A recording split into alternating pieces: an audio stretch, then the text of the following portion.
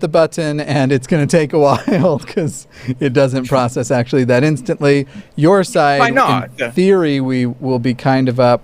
Oh, also, shit, this is going to have a call-in banner that's wrong.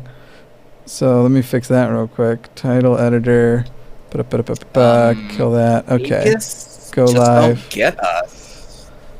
Dude, it was it was such a stupid video. I can't imagine why. Did that work?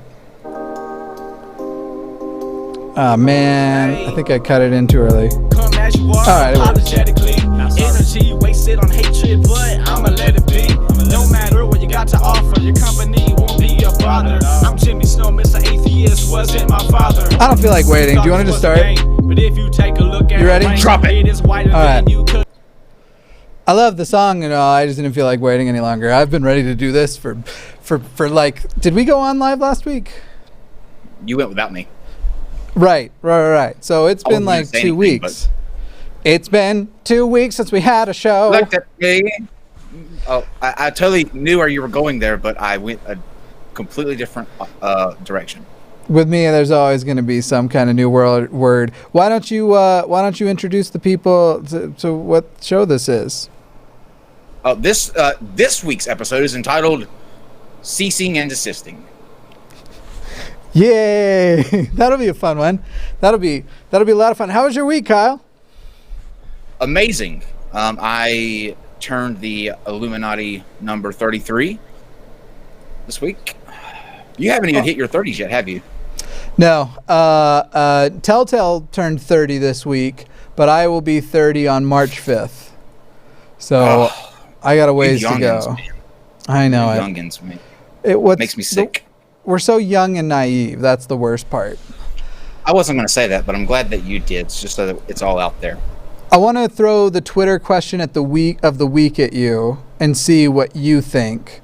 I just posted it, and I say of the week, except for the fact that I definitely only gave it a day. So if people want to go to Twitter at Dear Mr. Atheist and vote on this, leave comments. This is actually something I'm going to be interested to have a conversation about. And I imagine I'll even probably make a video about this at some point, maybe on the new channel. So I should plug that real quick. I have another channel. I've only posted a couple of videos there so far. They were just random stuff. One was about the Avengers movie.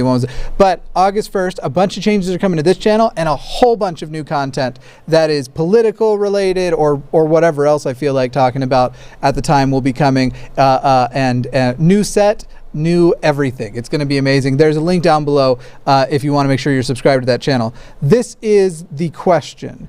Remember, at Dear Mr. Atheist on Twitter, if you want to go vote, hit the follow button while you're there. Regarding dating, how long should you wait before discussing / asking their religion or lack thereof?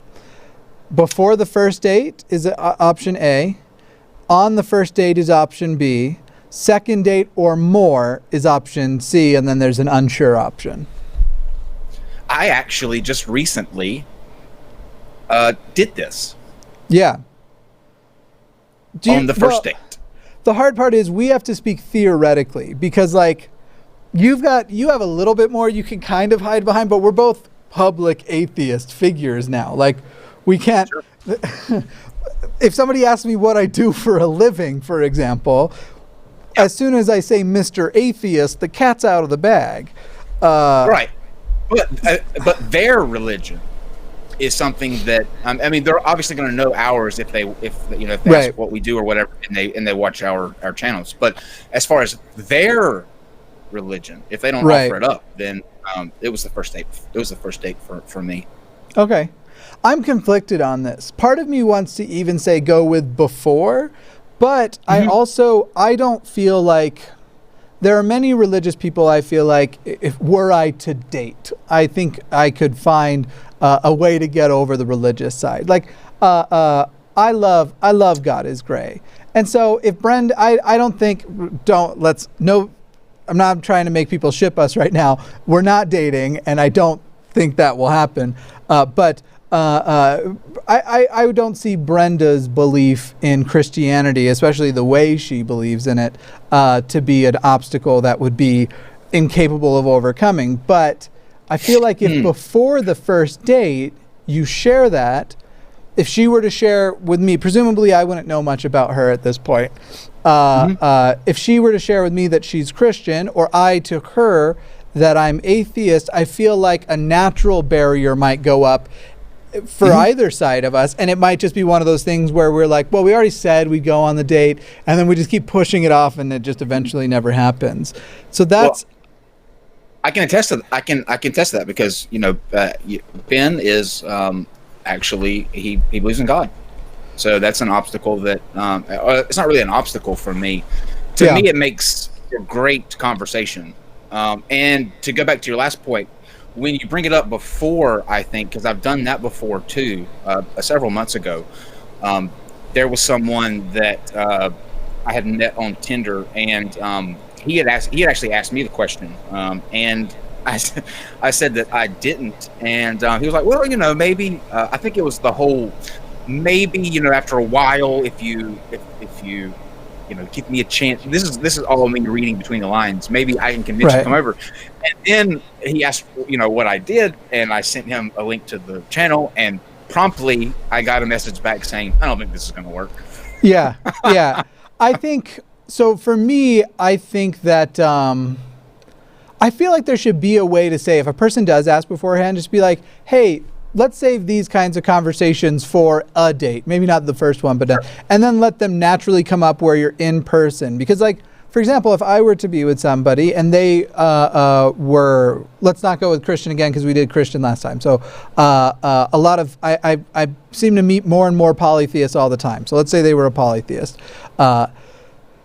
I would want that opportunity to, like, say, if there were lots of things I liked about this person, whatever reason we're on that date in the first point, when I talk about religion with them, I want to have that kind of like live back and forth with them prior, or not prior, but like as we're talking, when I say that, I see the way they react, the way they talk, and then be able to say like what I say on my channel all the time. I don't really care if you believe in a God or gods. I care about how you treat other people. Now, when God is the motivation for how you treat other people, that I want to talk about, not just when it's the motivation for the bad things, but also for the good things.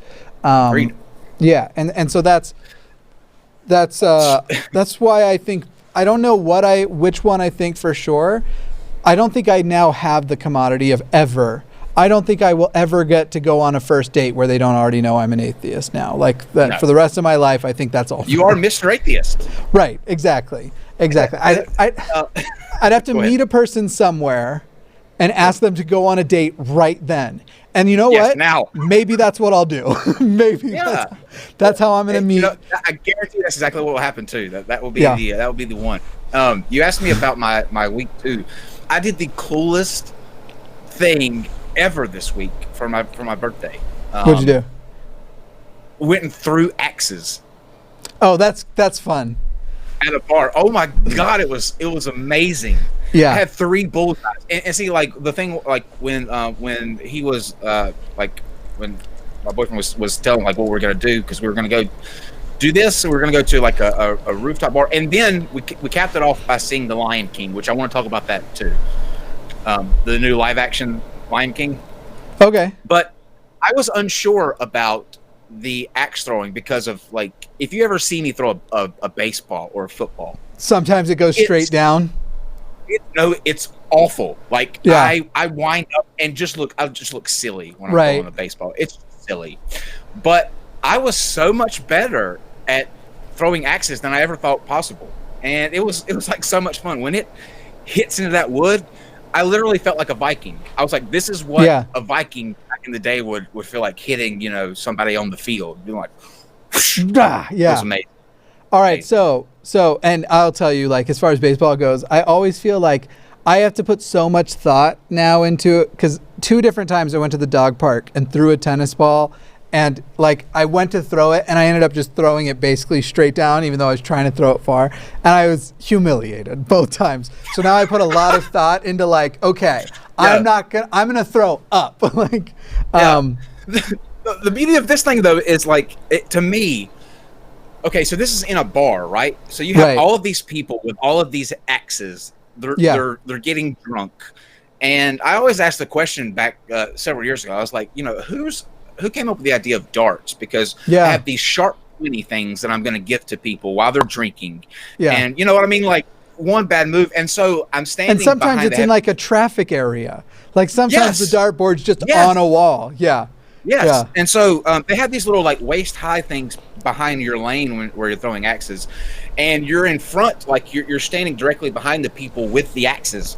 So as the drinks go on, I'm noticing that the movements backward keep getting further and further back.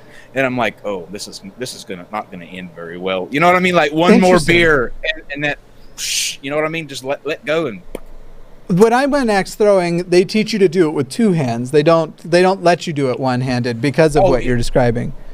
These had three ways you could throw it. You could do the overhanded, you could do one handed, and then you could turn and do it underhanded, where you come up and you throw it like up under, and it spins upward. It's really cool. Like when the instructor was showing us, she nails it. But me, it like it goes way down below where the target is and bounces back. And that's another thing. These, like, if you throw it and it hits the handle, it will bounce back like almost near to where you're standing. Right. And one of the instructions is don't try to catch it. Move away. Right. And I'm like, get out of the way. Why does that have to be an instruction? You know what I mean? Like if that thing comes barreling back at me, I'm posting up like, oh God, no. Now, if you had to guess, where would you think that axe throwing began? Vikings. No. I mean, like the bar axe throwing. Like now, as a social activity in bars, where would you guess that started?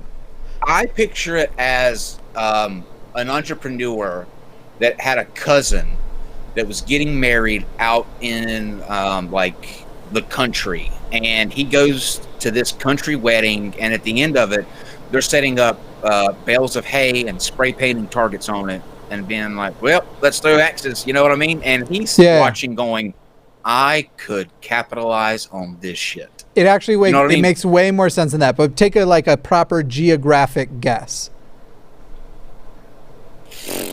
I couldn't even begin to guess. Let's let the live chat try. Live chat, where do you believe, don't Google it, I don't want to see a bunch of correct answers all of a sudden. Where do you believe it began, this bar activity of axe throwing? All right, come on, live chat. I'm watching. I believe in you. We'll give them some moments there, but no, yeah, it's way more fun than fucking cornholing is. Yes, but I do love cornhole too. I don't. Who likes that? I don't get it. I don't get it. Hold on. Are we talking about the same thing? Yeah. No, I got you. Cornholing happens everywhere in Colorado too, for some reason. Yes, it happens everywhere. Everywhere. I live right by. Still talking about that kind of cornholing? Yeah. I live by this brewery that I like their restaurant a lot, and you can go and you can eat out back, and it's a nicer place, except for that they also have like cornholing like it's a bar randomly in it. I'm getting, first of all, let's say that, hi, Kyle's Lawyer. Kyle's Lawyer says Mexico. Conspiracy Cats. Hey, what's up, Conspiracy Cats? Hey. He says Australia. Okay. Tony Design says Mississippi. Florida from Vandy. I don't have a single correct answer so far. Unless I missed it. Well, okay, I have half of a correct answer because one person only guessed by country, but now that'll probably give it away. Toronto is the correct answer. No way it started in Canada. It is. Nobody would ever guess Canada. If you've watched shows like Trailer Park Boys, if you've watched shows like, oh shit, what's that show I fucking love? There's a Canadian show. I absolutely love it. And it's all about Canadian hicks. And that is totally right up the alley of Canadian hicks.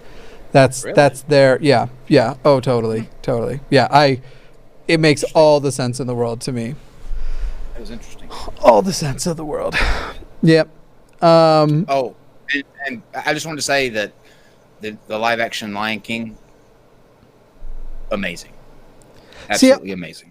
I heard some conflicting stories. One of our other YouTuber friends, she hated it. She like, Ooh. I'll tell you off air. We don't need to. I assure you, it's better that But I think she used the word offensive. I think she said she was offended. What? Yeah, she thought it was so bad. It was amazing. Letterkenny is the name. Letterkenny is the name of the show I love. Oh my God, it's so funny. It's so good. You'd like Letterkenny, I think. It's on Hulu. You should check it out. Lion King, I'm really excited, and I'm gonna go watch it. It was amazing. I hope that our friend is just wrong. That there's something about it that they maybe can't get over. Because with the cast, I love Donald Glover. I love Beyonce. John Oliver, I love more than Beyonce. Killed as Zazu. Yeah, killed as that good. And Scar, like the way that they animated like all of these animals, it's just amazing. Like the work that went into this is like, it was breathtaking though. Like I went in skeptical. I was like, because I remember going as a kid, like you can't beat the original Lion King. But I mean, it was just like everything was identical to the original Lion King. It was just live action, realistic. Yeah, and it was amazing.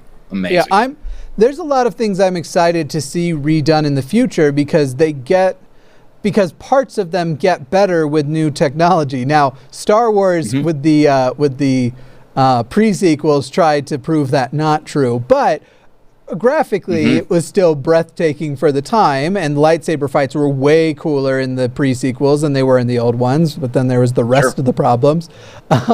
And you had but then like the newer Star Wars movies I think have been amazing. They look amazing. I think have just been cool and good. I've enjoyed all of them. So crucify me now, live chat. I'm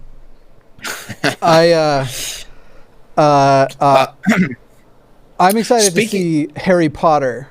I think it started in 2001, and I think the technology for how cool that series could be, in a way, I think that the remaining, like, let's say first, second, and third, we really didn't have the CGI we deserved. In a way, I think 4 through 7 were held back by what they even could do, though they still went leaps and bounds ahead of the previous ones, but you couldn't like, it's kind of like how Star Wars a few years back, they stopped going with the philosophy of like, okay, let's have there be reasonable limits. Let's pretend lightsabers are really hard or really heavy, both hard and heavy. Let's have that be it. To like, let's make it just be a Force massacre. Like the things you can do with the Force, you're just a super fucking hero. I want to see that done to like the Harry Potter movies. I have a confession to make. You've never seen them? Never seen them. Oh, that's a bummer. That's a bummer. Speaking though of no. Okay. But speaking of Disney movies, it's sort of the title of tonight is sort of an homage to a great Disney movie. That's true. Borders and the Beast. And I'm excited because I have taken this week I spent away, and I do not know this new little tidbit about our president. So this is going to be good for me to find out what he said. Let me see how much I can parody of this though, real quick. Tale as old as time, racist as can be. Let's see. Keep going. It's too good. He loves to spend and hates Mexicans unconditionally. Okay, you should stop right there. Okay, let's just leave it there. Oh, right, wow. Bravo. Okay, so Bravo. I kind of wanted to talk about not just what's happening down at the border, but the fact that this guy is so unapologetically terrible that we have to ask ourselves the question, did he purposefully decide to be more racist this week? Like, did he make that as a conscious decision to distract from how bad the border crisis is? Because it worked, and we've seen this happen before with lots of terrible thing after terrible thing after terrible thing. Every time he gets really negative press and people are starting to call him out for being a humanitarian nightmare, you start to see he'll do something. He'll up the ante of the bananas, if you will. He will just go more bananas than before. He'll covfefe, if you will. Yes, exactly. When he doesn't pivot, he covfefes. So what did he say exactly? Okay, let me go pull up the tweets actually, because I want to read them word for word. But it's bad. It's real bad. First of all, I guess go ahead and recap for the audience in case there are people we have an international audience. So go ahead and first recap what's happening down at the border itself. Sure. It's turned into a humanitarian crisis by the way that people are now being locked up in just horrible conditions. I believe there was a report that came out here recently that talked about, and the quote was, and this is very telling, but the quote was that the workers of these detention facilities would leave and go into town, and the smell that they would have would be so repulsive that people who were just walking by them could. This explained the conditions that these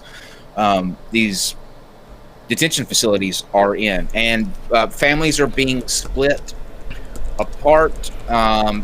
What's the number of people that have died there? It's a number that's just astronomical. Hold on, I can tell you how many people have died there. But it's a really bad situation, and it's not being taken care of in a way that, number one, is in any way reflective of what we as the United States should be standing for, just because of these conditions that these people are in. And right. Two, it's a Band-Aid. It's not a fix that is going to do anything to, because I think we all agree that we should have a form of border security. You know, we should not have just open borders. But the way that they're just, I think, handling this is catastrophic, and it's a humanitarian nightmare. And they've got children being ripped from their mothers.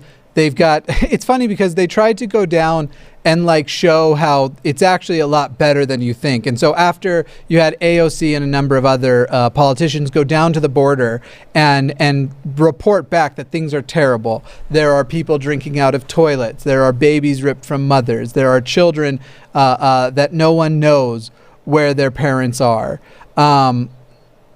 It just thing after thing of how terrible it is. And so then the Republicans basically tried to lead with Mike Pence going down to represent the president, tried to basically lead we're going to go down and show you that it's not so bad.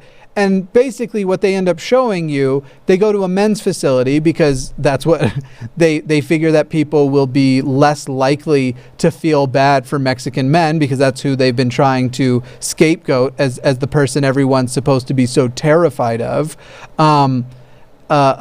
Basically, they show that, and it's these. There's no room. They're packed in there like absolute animals, and it looks terrible too. But they're sitting there going see how good it is and how clean it is there. And you're like, what do you think you just showed us?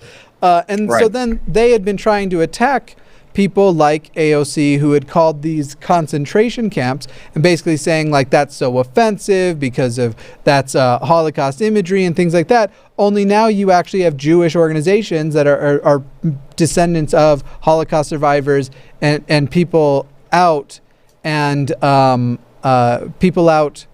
protesting these things, saying not again. Essentially, they're like, yeah, actually, we're the most familiar people with this thing, and you're wrong. These are concentration camps. 24 people. Oh, sorry, 24 people, and 5 of which are children. Is the deaths in these detention centers. I'm trying to find I was scrolling that whole time, but I was also listening, so I think I passed it. I'm trying to find the exact tweets. Basically, so we have all of this going on in the background, and everybody is getting really, really upset about it. And I finally got the tweets. Everyone's getting really upset about the conditions. Even the right some people on the right are getting upset and calling it inhumane. July 14th, so exactly a week ago now, and it's funny, I actually saw this come in, screenshotted it immediately and sent it to my dad, because my dad and I have had arguments about whether or not Donald Trump is racist, and I think I finally won the argument, because I think my dad finally acknowledges it, because he tweeted this.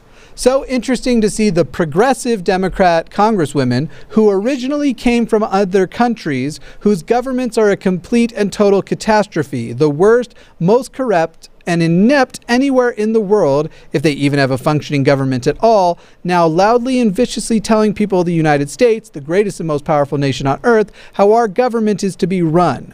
Why don't they go back and help fix the totally broken and crime-infested places from which they came, then come back and show us how? And then I think there's a final tweet, it's just not connected to this, where he says something like, I'm sure Nancy Pelosi would make the travel arrangements or something. He calls her Nancy. Nancy Pelosi, or as I call her, Nancy. Who is this guy? So, essentially, first of all, man, he's referring to these 4 specific congresswomen, 3 of which were born in the United States, 1 of which became a citizen at a young age. So this is their country. But let's go with we'll get rid of the one who wasn't born in our country, and the other 3 are just as much citizens as Trump, because Trump's parents are immigrants. So a few years ago, nobody would have thought a few years ago to say to Trump, if you really hate this country so much, because he was saying everything is broken and only I can fix it. No one else, I alone can fix this mess we're in. That was pretty much verbatim. So at that point, he would be the son of an immigrant. But it wouldn't occur to anybody to say, go back to Germany. And fix Germany if you hate America so much, because specifically the sentiment of go back to where you came from is a racist trope, and it's an old racist trope. Yeah, but Jimmy, the economy. Look at the economy. It's never been better. Which the hilarious thing is right now he is trying to appeal to the white supremacist. He's basically, this is somebody else's analysis. I don't remember what program it was on, but this isn't my original thought is what I'm saying. He is doubling down on getting out more of the white vote in 2020, not trying to go after other votes. So he thinks that is going to be a winning strategy for him. The funny thing being, if he didn't do all of this, even though you and I both know that the economy being strong is from a market perspective, it's not from the perspective of how many jobs do people have to work to pay their bills, or are they paying their bills? How many roommates do they have to pay their rent? Because you can't in America work full time right now. The average person working full time can't afford a place by themselves, can't afford just off of their income. That's not unfortunately the way the economy is evaluated, but he could be running off of that the economy is strong. I passed these tax breaks, all this stuff. Instead, he's going with go back to where you came from. So then a few days ago, he has a rally where he has a Klan rally where his congregation, that's the word I'm going to use. He has a Klan rally where his congregation basically is yelling, send her back, referring to Imar. Send her back, or it might be Ilmar. Send her back, send her back, send her back. And he's asked the next day by a person on I think on NBC, why didn't you put a stop to that? And he goes, I think I did, okay? I started talking very quickly, and I started talking quickly, and that was to end it, because I didn't side with that. The problem with the way he just is a serial liar is that everything he does right now is on tape, but he doesn't still mind lying about it, because when they play that clip on Fox News, nobody's going to go check that. No one's going to go fact check it. His base is going to be fine. When we go fact check it, He let them do the send her back, send her back, send her back. For 13 seconds, he's moving his head back and forth.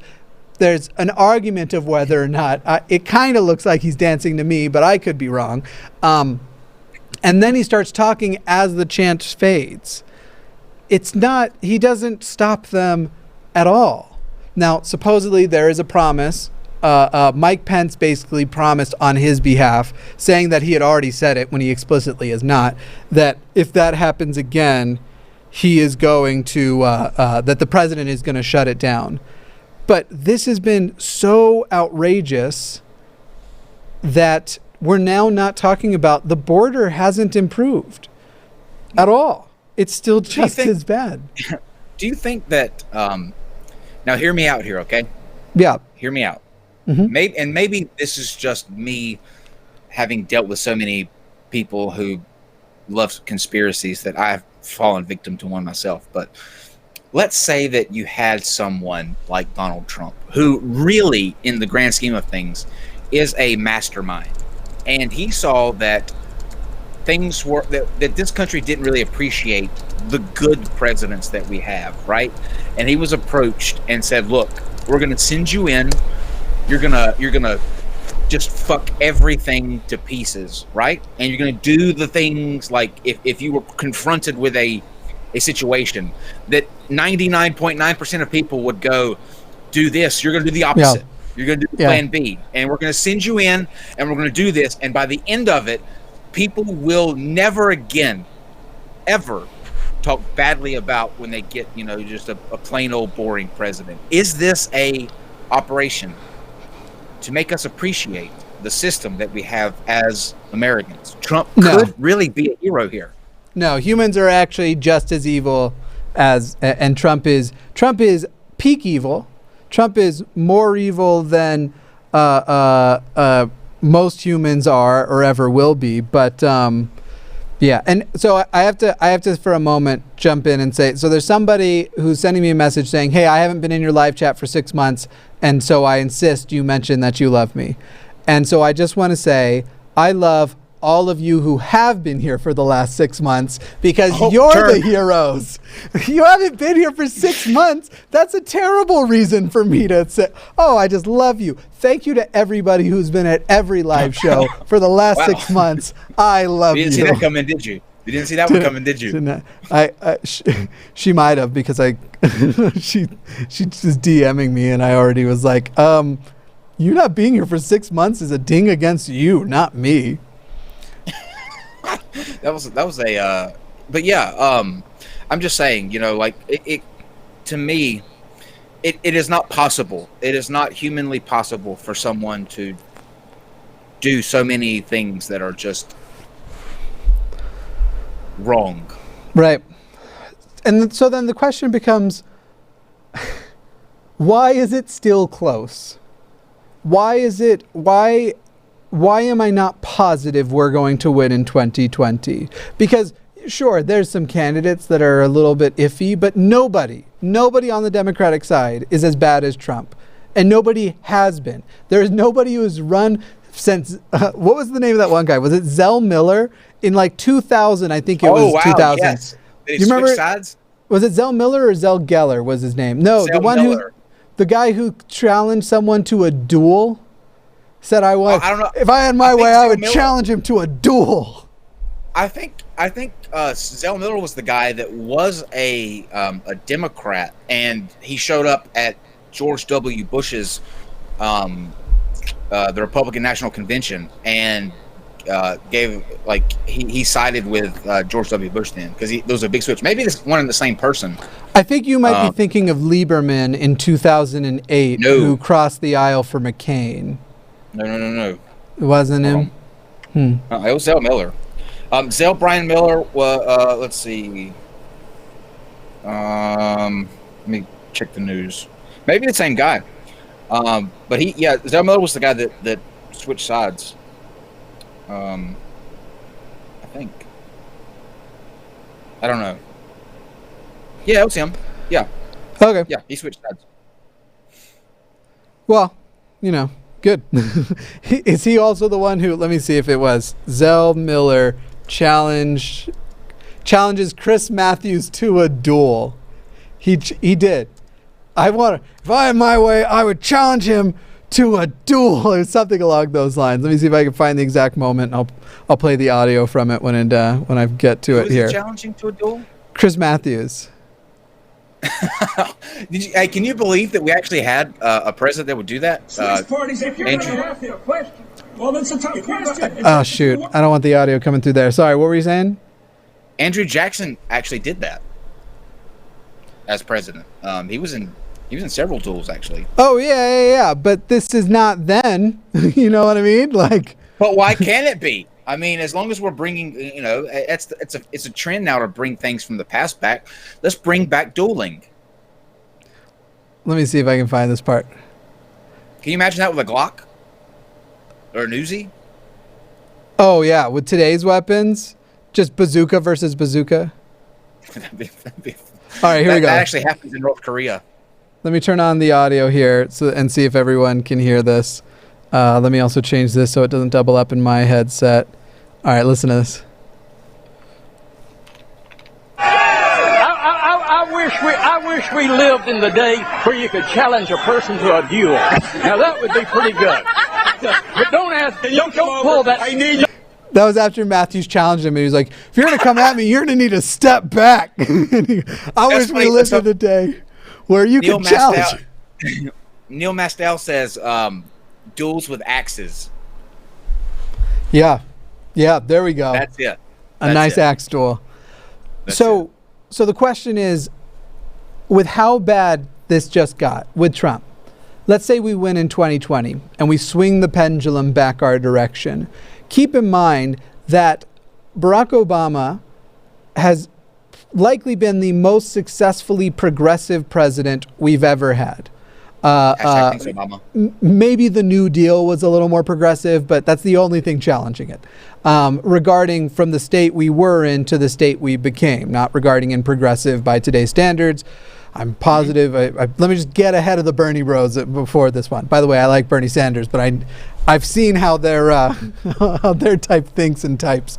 Barack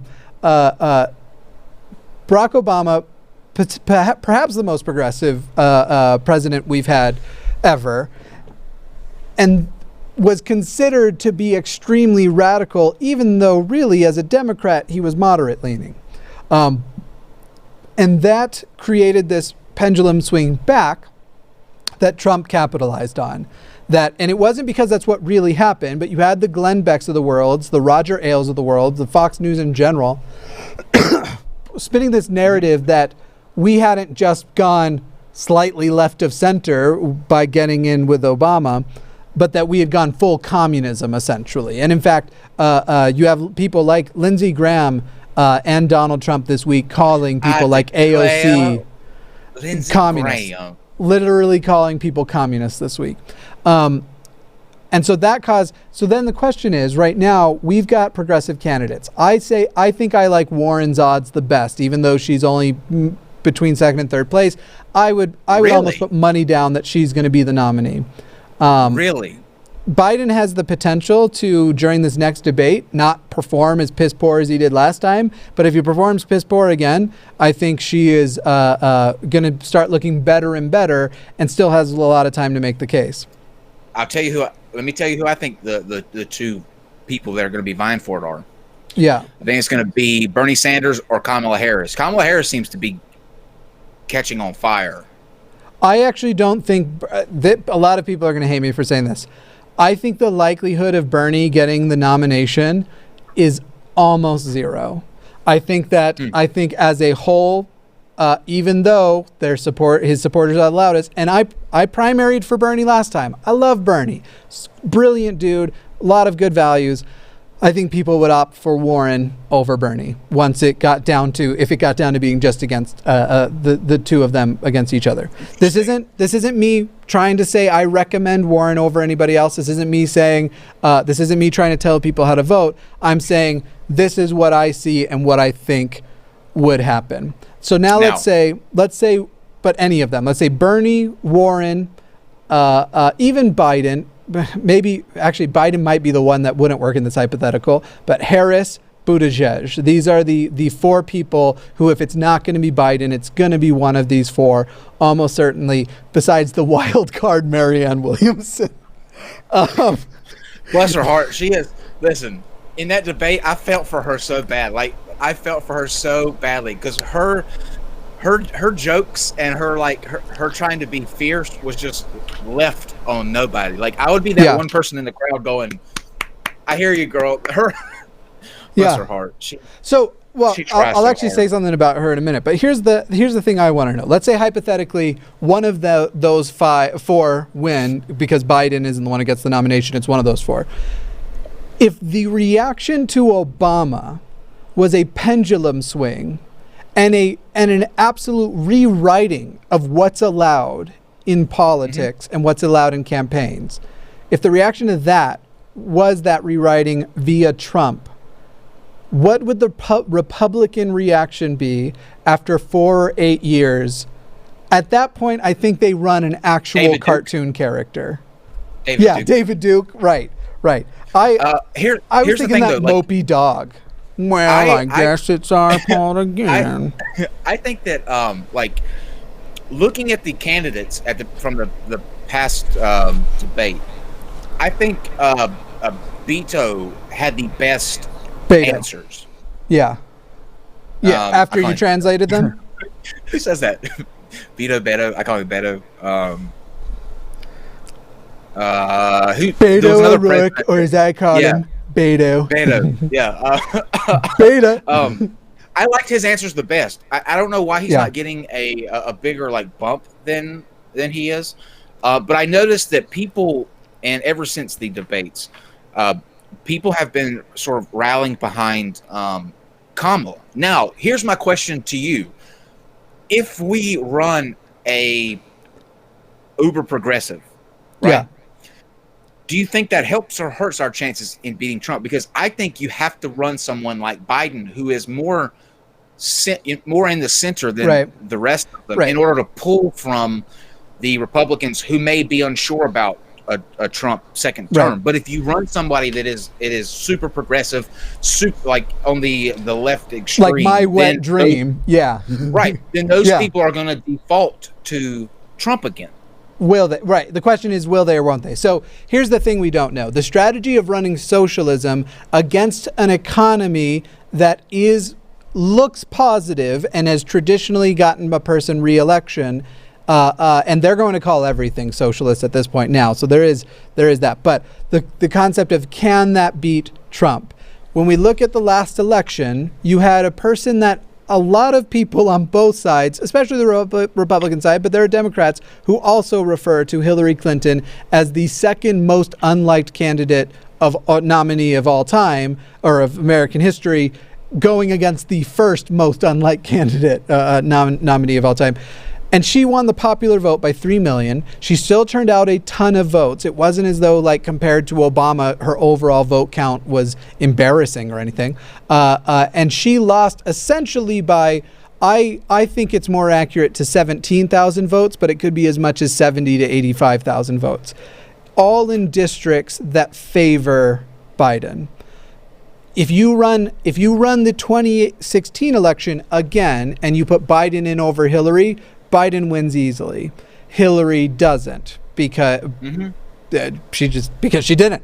She literally didn't. I don't need to make the case for why she didn't. So then the question becomes, this is an incumbent election. This isn't 2016. This isn't two fresh faces. This is an incumbent president versus something else, versus something new, a new face. I'm not as certain as I used to be that Biden was the safe bet. Biden is the safe bet in 2016. Bernie, I think, probably could have beaten him in 2016. Definitely. Because I don't think he would have missed the states he needed to go to. And I think places like Wisconsin would have loved him. And Pennsylvania, are you kidding me? Is a winning strategy for 2016 a winning strategy in 2020? And I'm not certain. So to tell you the truth, I think that we're taking a gamble on either side. However, while Biden's poll numbers for primaries are going down, his favorability in places that voted for Trump are now switching when they're being polled, saying that they would vote for Biden over Trump given the opportunity. So there's a lot of reasons to look at Biden as the safe bet. But my wet dream, as I called it earlier, certainly isn't Biden. And I actually like Biden as a person, and would have. I really wish he had jumped in the race back in 2016. Is it worth it though, Jimmy, to risk it? That's the question: is are we actually risking it? Because we're evaluating that on a 2016 winning strategy. 2020 is going to be unlike anything we ever did, and I really hate the idea of, at best, you can kind of come down to do we really want to risk running a woman or a person of color against a male when a male is traditionally going to be the safer bet? And that's not really something that's not really a gamble that I'm willing to give kind of credence to, because I think our country has moved on, and I think a lot of that was illustrated by the 3 million votes more that Hillary got. I think we're ready to not just vote for white dudes, and Obama obviously also broke the person of color barrier. But the thing that worries me is that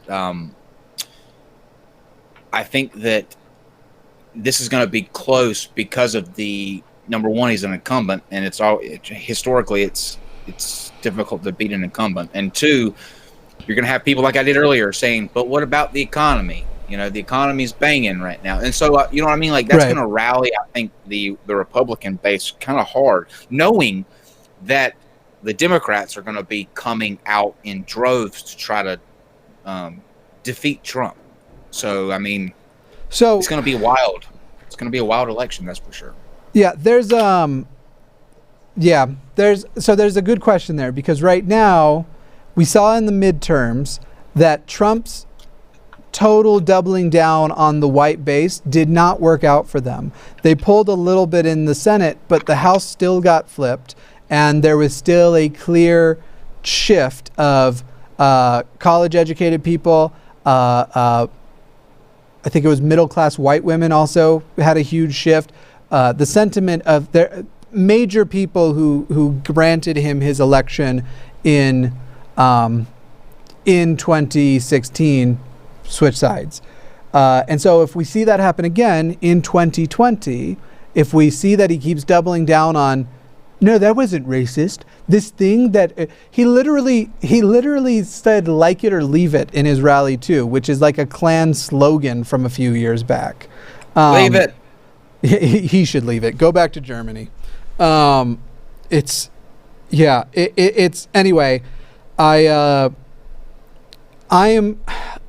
am very optimistic, and I try not to be naive. I try not to just go, the candidate I like the most is X, which for me, to tell you the truth, is Elizabeth Warren. So now I feel like people are going to be like, see, earlier you were just vying for her. But I actually do. Warren is who I'm personally hoping for now. But as I go through and I evaluate, I would do anything to beat Trump.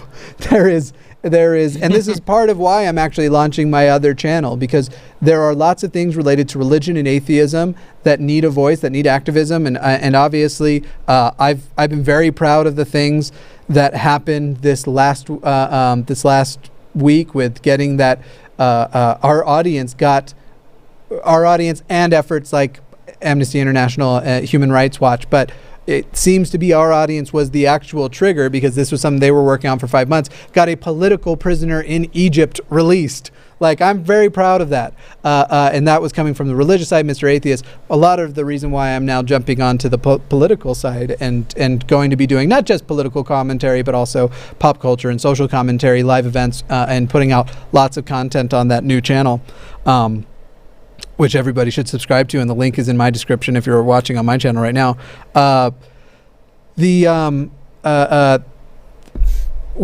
It's going to take a lot of voices and a lot of people and a lot of conversations, whoever it is, absolutely whoever it is. I will say, in favor of Biden, Donald has been trying to go, so with crooked Hillary, now he just has to make the case that she looked crooked. And guess what? Hillary sometimes looked kind of crooked. While I voted for her and enthusiastically voted for her, as we're harping on Trump right now for obstruction of justice, please somebody explain to me how physically destroying devices that she had to turn in isn't also obstruction of justice. I would have still voted for her and would have still liked to see her finish everything out and everything, but that she seemed to have broken the law, and there were things that looked rather sketchy. Now, there were things that they were saying were sketchy, that the email thing is a fucking nothing burger. I meant frotching nothing burger, but so that was what he had. Crooked Hillary. Now I just got to make her look crooked. How are you going to make Joe Biden? How are you going to call Joe Biden Sleepy Joe? Every time you see this guy out doing events, he's running the whole time. You actually had him running, and he stops to like shake hands with family. I saw this on TV this week. He stops to shake hands with family, and there's somebody behind who's obviously a Trump supporter. He goes, "Oh, hey, it's Sleepy Joe." And Joe goes, "Really? Come run with me." Because he's just running this like 5K thing, and he's like, "Come run with me." The guy goes, "Oh, I'm not gonna run." Like, have you seen Trump in his golf outfit? We're playing tennis. I mean, it's just it's a hot mess. It's a yeah. Come on, Trump. Don't. Now, there can be a case for Creepy Joe, but not Sleepy Joe. Right. There, yeah. Case for Creepy Joe, and I'm glad that he's taking the notes and stopping touching people. I don't think there were people who. There were politically motivated people on both sides to clearly draw that beyond. Don't get me wrong. Sure. There were barriers he was passing because of old sexist tropes that basically the way things used to be, and that was absolutely wrong. However, then you also started to see like him doing this to his teenage grandchildren or younger grandchildren, boys as well and stuff. And mostly he had a bubble issue, and that was creepy. I would have hated that. As a lot of people know, I don't much like to be touched. I don't much like to be touched by strangers, certainly. Once I'm friendly enough with a person, then I don't mind hugs and affection in that regard, but I much prefer a fist bump to hugging a stranger or something. Biden, utterly creepy with how friendly he is with strangers, and I'm glad he's taking the notes. He should have gone with Creepy Joe. Sleepy Joe was a mistake. Right. Come on, Trump. Creepy Joe.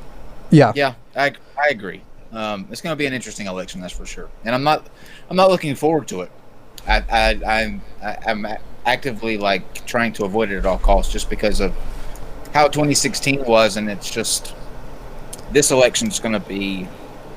I think the worst thing that the Democrats can do is take shots at each other now. You know, like as much as they'd like to, I think it's good to sort of unite under one banner against Trump. You know what I mean?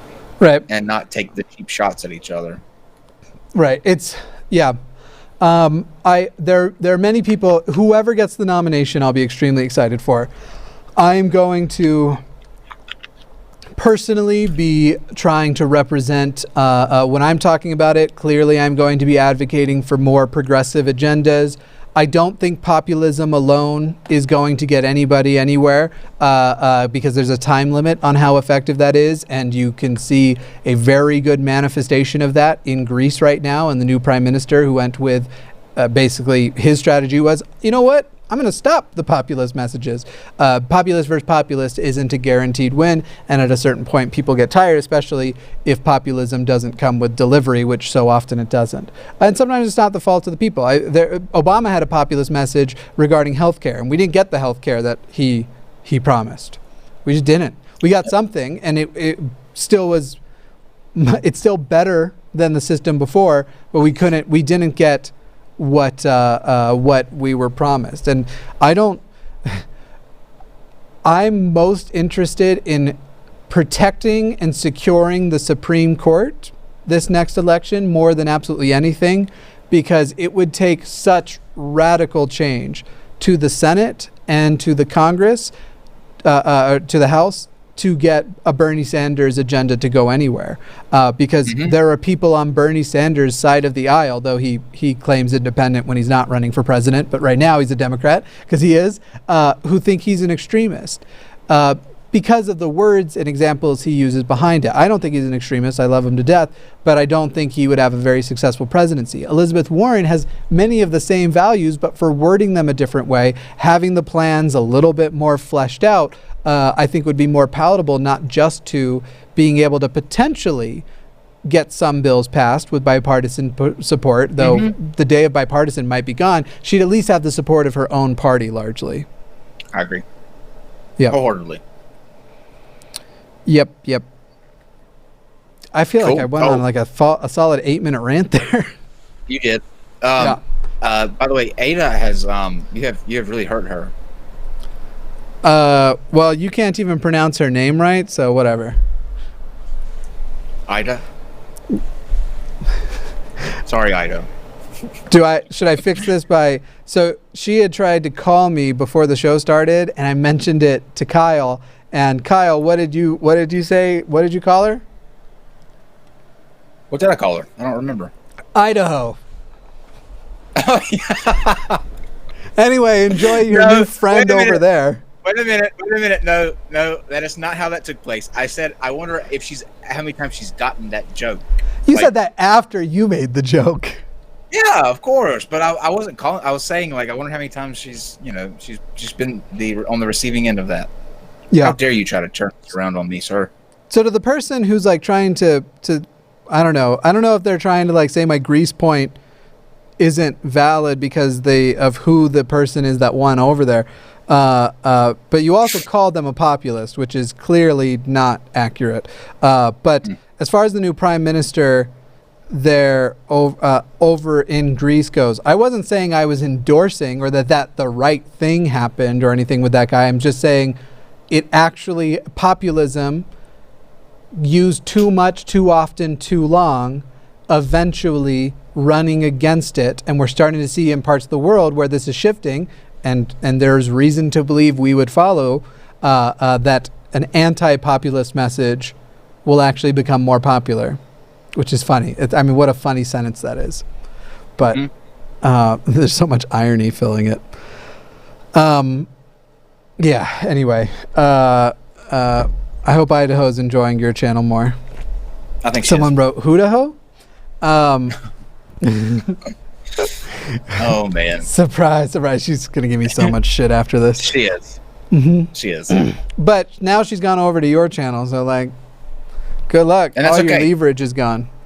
We welcome her. Yeah. With open arms. Sub while you're over there.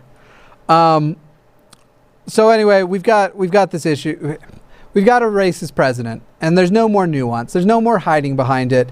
There's no more being the Stephen Millers of the fucking world. Look, if Stephen Miller is the best person who can represent your side, that Donald Trump is not a racist, not only is he a racist, you probably are too. Hey, Ida says, but I am a hoe. That's why we love you. Yeah, anyway. Oh, and then some people are mentioning Andrew Yang also. I like Andrew Yang too. Andrew Yang isn't who I would primary for president, but I hope he ends up in the next administration because I think he brings issues and ideas to the table that people don't realize the urgency of. There are other things with him on which I don't quite agree, but yeah, I definitely think he seems to at least have a realistic idea of the future, which right now is extremely important. UBI? Which, yeah, I have mixed feelings on UBI, how you implement it and at what speed and everything of that nature. But any thoughts on Julian Castro? Also would love to see Julian Castro in the next administration. Stephen Miller isn't a racist, he's a robot. Yeah, but his robot tag is, I'm the racist 3000. That's... Stephen Miller is the worst person. Let's turn him into one of those sex robots we were talking about a couple Sundays ago. Lock him up in a brothel and he can just get pounded every night. No one would fuck him. Nobody. Absolutely nobody. Even if he was a sex robot. And the type of person that we would want to fuck him would be the type of person that would do that. Stephen Miller, if you all don't know who he is, he's an advisor. First of all, he's like 31 years old. He might be 33. He's He's our age and is one of the top advisors to the president. He is the architect behind what is happening down at the border. He's the architect for basically immigration policy in general. Anytime you hear Trump say anything super terrible that was scripted, when it's unscripted, that's just Trump. When it's scripted and super racist, that's Stephen Miller. Stephen Miller wrote that. Stephen Miller, he loves the way Trump lies. He loves everything about Trump. He's very much one of those Republicans who believes that the president's powers are absolute. Basically, that once you become president, you're basically a king, and you become unaccountable. Essentially, that anything you do by virtue of you doing it as the president, because you're the president, that makes it not illegal. And this is something that's been happening since Nixon. This idea of this idea of absolutism, absolute powers of the president. It was something that Dick Cheney, when he was secretly the president, essentially, very much exploited too. This is this is modern conservatism. Modern conservatism, who claim to love the Constitution, are the actual ones, despite complaining about executive orders from Obama, are the actual ones claiming this idea of absolute executive authority. He is the worst piece of garbage person. Someone wrote, "Stop cursing. This is a Christian Minecraft server." He is, in my opinion, the worst person in the United States. And that is the line of the night. The worst part is, earlier I asked the question, if the pendulum swings our way progressively, what do they respond with in 4 to 8 years? And I dare say it will be Stephen Miller. The actual answer will be Stephen Miller. That's a good point. Yeah. Unless Trump wins. And if Trump wins, then Donald Trump Jr., I guarantee you, runs in 2024. My lawyer said, #Team Trump. That's going to put our situation in jeopardy, Kyle's lawyer. Oh, you mean Kyle's? Okay, not your actual one, but the guy, the one with the killer mustache, the guy who is clearly antagonizing you, and yet I don't think would know what to do without you. No. This Kyle's lawyer is a parody account that I endorse. I'm actually okay with. I'm okay with this account. Interesting. So, I assumed it was one of the haters. Haters gonna hate. I'm still not convinced it's not, but they're funny, so they can stay. Yep. All right. What we're going to do now is we're going to shift over to Super Chats. Remember, right now what you just watched is a bunch of random conversations, often not prompted. We talked about the main topic sometimes. We switch to Super Chats and we talk about the topics that are presented to us. Those are often still very entertaining conversations. I've already started. I said we're going to switch to Super Chats and people have already left. I'm just saying don't leave yet. Now, a reminder to anybody in the chat, if you would like your chat read on air, obviously if it's inflammatory or douchey, there are exceptions to it. But if you'd like your chat or question read on air, now is the time to send in Super Chats and have them read, have them responded to, and we're going to have a gay old time because this is ceasing and desisting. You're welcome. You are welcome. I love it. Okay. Starting us off, we have RJ with oh man, why would you do this to me, RJ? Kintama ga Kaiui. I don't even know what that means. I don't either. I hope you didn't just say something super racist in another language. I hope not either, but if I did, then please forgive me. Whichever. The things that come out of Kyle's mouth do not necessarily reflect the views of Kyle Curtis. Thank you. My lawyer should be the one saying that. I hope you put that in the chat, Kyle's lawyer. That'd be good. Yeah. Super chat at Kyle's lawyer. Amber Blackwell says, not sure if I can stay, but I always super chat. Can't miss one. Love you guys. Think I'm coming out tomorrow. Ooh, I'm excited and scared, but ready. Thanks to y'all. So much love for both of you. I really hope that goes well. Remember, if you can, have a moderator or a mediator there, rather. They might become a moderator, but have a mediator there. And thank you for never missing a chance to super chat for the last 6 months and even earlier. Those people who have been here every week and not just once every 6 months and then want to shout out. But yeah, good luck to you and thank you for that love. We will definitely be with you in spirit tomorrow. RJ with a super chat, but no message this time. Nothing for me to stumble over. So thank you for that, RJ. Katie writes yeet, and I feel like in favor of that. I feel like I should do the whole thing. So I'm gonna do this bitch empty. Yeet. All right. Again, RJ with a super chat with no message. All right. Oh my god. Now everybody is writing in a language that I can't read. This is not going to be good, Jimmy. This is going to be. Since I put the idea of the racism out there, you might want to run those through Google Translate first. I know these people, so I know they're not. They wouldn't do that, but they're just wanting me to sound stupid. Emery, not to ship us, but theoretically, if we were dating, I kind of want to draw fan art of it, honestly, because I appreciate both of you, and God is Gray's points. Do it. Feel free to. I actually think she would enjoy that too. We have a tremendous amount of deep affection for each other. Not necessarily romantic, but we like each other an awful lot, and we've joked about getting married and things of that nature. Goth Pink Cat Meow. Oh, sorry. No, it's your turn. RJ says, Kyle Wa Yarichin Da. That sounds like something from Skyrim almost. Wait till the next one.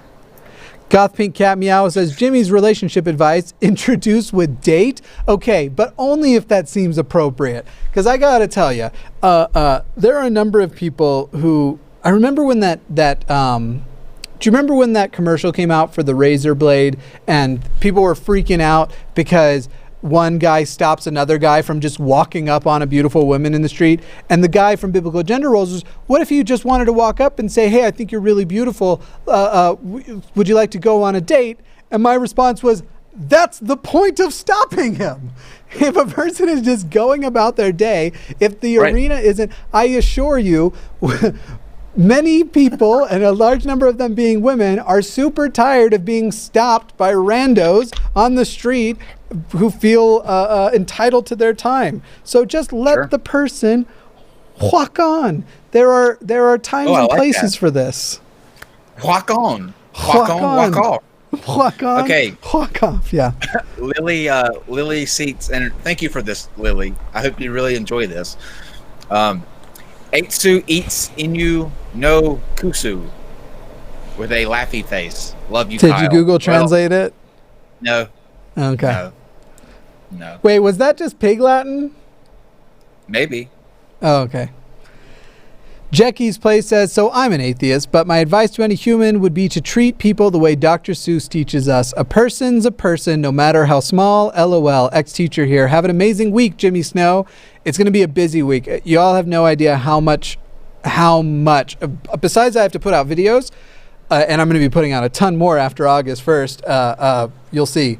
It'll be a more normal, routine schedule on Mr. Atheist, but the other channel, you'll see. Anyway, but there's a ton of work to do between here and there. So it's going to be a good week, I hope, but it's also going to be a really, really busy week. But then I've also got some medical stuff to attend to, so this week's going to be bananas. Kyle's lawyer says, we're with you, Kyle. No one can touch you. And that's why I hired you. Second to Nate Brody, of course, but that's why you're on the team. Cassandra Pentagast, thank you. Emery says, on Disney movies, the new Ariel looked wonderful. She also sings like a fucking angel. Mm-hmm. She's got an amazing voice. Johan Roderick says, Yang 2020. Yeah. Yang Gang. Yeah. Yang Gang. I'm not Yang Gang, but I would enthusiastically vote for Yang if he won the primary, I assure you. Yang. Indeed. Brittany Morgan, regarding The Lion King, the fact that you said the way that they animated is good, isn't it supposed to be live action? It's supposed to appear live action, however... Sure, yeah. The budget for actually talking lions was virtually non-existent. Yeah. It looks like... these things look like... It looks real, but you obviously know that lions don't form words with their... And you know what I mean? Stop ruining it! Spoilers, God! Yeah. Johan Roderick says, sending a small series of super chats to be a pain, but also check out Johan's podcast with Aaron Ra. Very good podcast.com/Aaron Ra. Ooh, I haven't been invited on, so I'm not going to endorse it. Uh-oh, you heard that? Yeah. LC, even the family of Trump for once were immigrants once. Make Donald, what was it? Hashtag make Donald Trump again. Jimmy, you know what I just realized? What? I haven't gotten up. Your pickles never came. Where are my fucking pickles? Okay, Was it guys, because your I headset's ordered. in? Surely no. Surely no. I will cry. I ordered. Anyway, go See ahead. if you have a missed call from the place. My phone's right here in front of me. Oh, wow. Dang. Anyway, Yep. Johan Roderick says, very good podcast.com/ArnRaw. And maybe Hey. soon, Jimmy Snow. Well, I don't know now. It'd be a pity invite now. LC said, oh no, Jackie's Place says, Kyle, you have an amazing week too. I just ran out of the room on the other super chat. I just ran out of room. Oh, I just ran out of room on the other super chat. Got it. Also, thank you, Pagan Phoenix. Thank you very much. Let's see. Johan Roderick says, lovely seeing you beautiful people tonight, and a heart. Also you as well. Oh, the beautiful people, beautiful people. James Cribben says, hey, Jimmy and Kyle, hope you're doing well. Very important question. What's your favorite dinosaur? It's 1:30 a.m. I needed a lighthearted question. Easy. That's a good question. Easy. Yeah. Triceratops. I like a Triceratops. I also like a raptor. I loved, which one was it? Was it the Brontosaur or the Stegosaurus that turned out to not be a real dinosaur? They were like, they matched the wrong head with the body. It was a Brontosaurus, but I think it was only a specific like kind of Brontosaurus. As far as like the dinosaurs with the shape that had the long neck and stuff, those existed. It was just a specific time or kind. Yeah. Oh, it's your turn.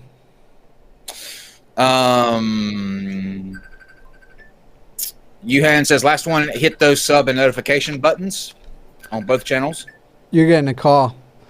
And Cam Z says, are you aware John Kelly, the dude with kid separation idea, is profiting from it at the company he previously worked for? Look up John Kelly, godfather and profiteer of the kids in camps on YouTube. I'm not surprised. Now, I wouldn't give him the idea, the invention of the idea, because I think that was Jeff Sessions. Actually, I think it was Stephen Miller and Jeff Sessions. And remember, I might be wrong on this. Stephen Miller, I think, worked for Jeff Sessions and then moved over to Trump when Jeff Sessions came out in support. I'm pretty sure so I'm not at all surprised that they are both ginormous bigots in this regard. But yes, I know John Kelly supported the idea and am not surprised to find out that he is profiting from what's happening now. Also, thank you, the Blue Dragon 777.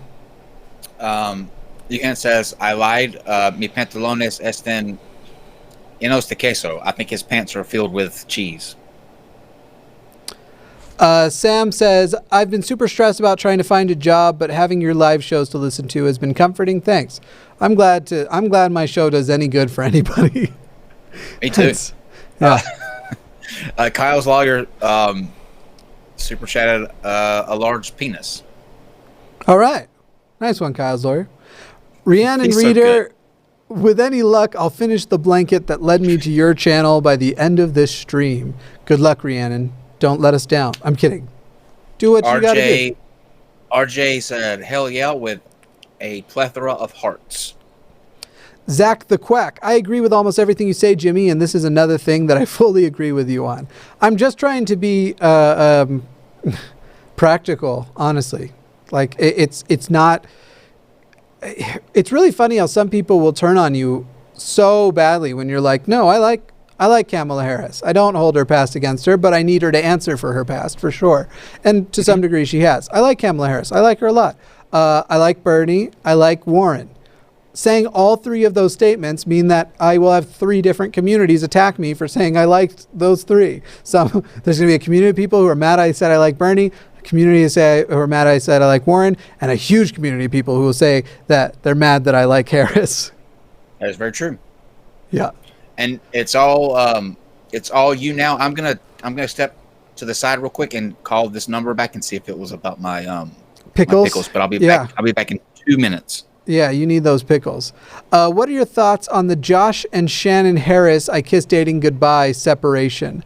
I have no idea who those people are, but I actually wrote down when I saw that come in, I wrote the notes to go look that up. So I will check it out. Matthew Jackson, love you too. Son pointed me to you too. Go Beto. I also like Beto O'Rourke. Crystal Witt says, for my fellow IBS sufferer, yes, IBS is for me, it's actually a symptom, but yeah, I do deal with IBS. Gabriel Durham, thank you. Alicia Windingland, that's an amazing last name. I'd marry you just to have it. Do you want to get married? Totally platonic marriage, but so I can legally have your last name. Windingland. Windingland, maybe? Maybe not Windingland. It's definitely Windingland. I apologize.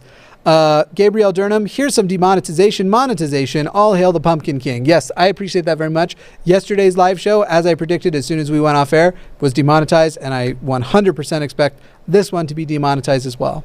Hannah Duggan, my parents who I live with are starting a nightly family prayer where everyone has to participate, and I'm thinking of letting them know that I'm atheistic because of it. Any pointers? Have a mediator, somebody that the family, that you can trust and the family can trust, because otherwise it can go very poorly. I have a good friend who this week it went very bad for.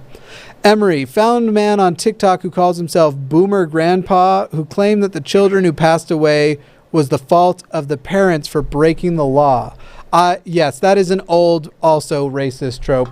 I'm going to look up Boomer Grandpa, and if I feel it prudent, I will respond. Mordecai R says, I just got Jimmy? Yeah. They forgot about my order. Did they cancel it, or is it coming now? It's on its way now. They wanted to know if I still wanted it, and I was like, are you out of your... Yes. That's why I ordered it in the first place. Yeah. Anyway, Did they give you a discount or anything? They're not charging me at all. Okay. Well, that's good. That's good. Still tip your driver, though, you know. Oh, of course. Yeah. Absolutely. Mordecai R., I just got my name legally changed on Friday. Congratulations, Mordecai. I know that's a huge step. Lord Almond, advice to a young 18-year-old ex-Mo on how to find community in Utah, was going to be on a mission around this time, instead having an existential crisis. Facebook has some Utah ex-Mormon pages, but I would first look up meetup.com. And for trying to attend events, you won't have to pay for that. And find there, I guarantee you there are communities all over. Or Beffy Bears. Or Grindr. Beffy Bears, thank you. Dylan Fuller, call me a communist, but I think it's bananas that people have to crowdfund their cancer treatment or insulin pins. I want to move to Denmark. Frick. Of course you mean frotch, but yes, I 100% agree. And if that's what makes a communist, then we're both communists. Welcome, comrade. Gabriel Durham, can you do a Loki impression at all? No, brother. No, I haven't ever tried. That was gold. Thank you. Gold. Thank you.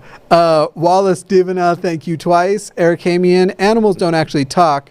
What about Mr. Ed? What's Mr. Ed? Oh, the horse? The horse, yeah. What? Yeah, that's right. Look, sometimes I forget.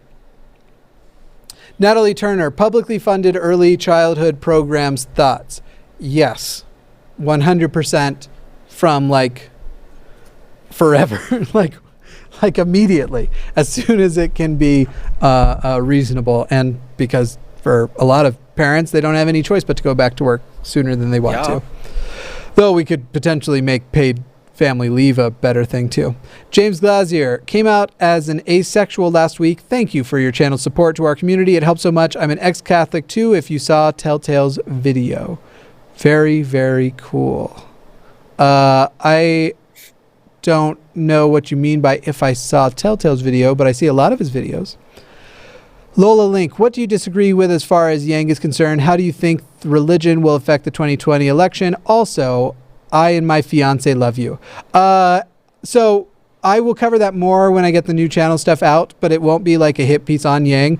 Right now, I would only know the headlines of things, and I want to make sure that, as I do with other things, that I could give you a more descriptive and detailed difference. I do know that I don't agree with giving the $1,000 freedom thing to everybody. I think that it should be income dependent, and certainly not giving it to. And I understand what his answer back is to that, but I still don't want to. Don't like that. But then anyway, there's some other things too. But I would want to get more into the details and make sure that our differences aren't more or less nuanced than I think. Jenna Adamson, thank you. A person who has a long form of the number for pi has asked me oh, Kyle, I wish you were here for this part. Kyle, come back.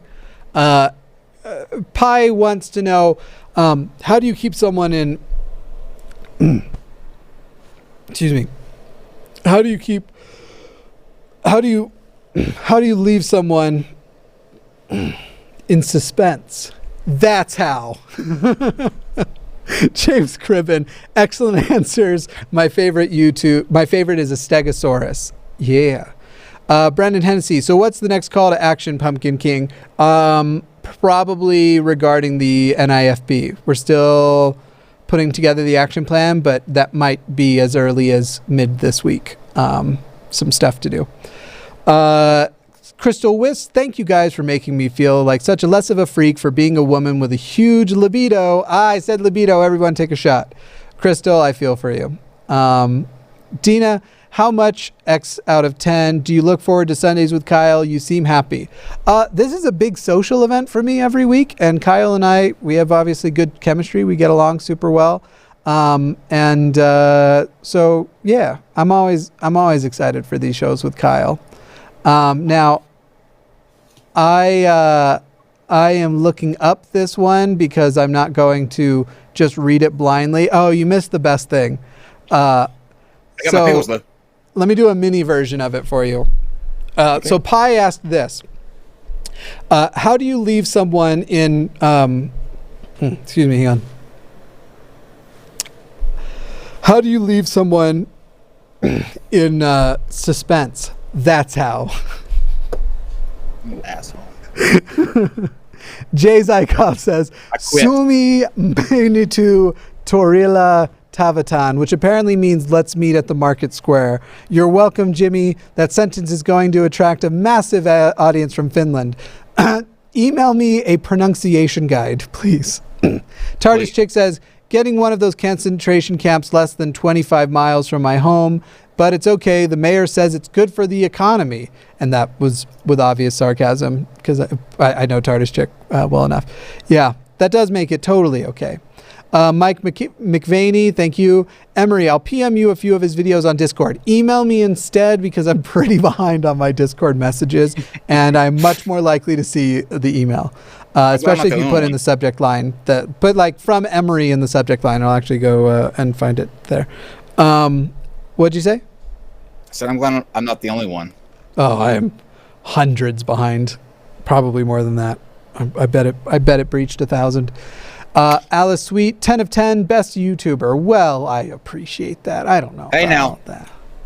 Johan Roderick says, serious thought, thanks to things like the NonSequitur show, Godless Engineer, and Jimmy, I guess, I've become less nervous and awkward about getting involved in things. Thank you. Very cool. Very cool. There's a lot of people who show up on that show you got over there. They used to. And shall again. I'm just kidding. I think that concludes. I think we're done ceasing, and I think we're finished desisting. Now let's begin desisting.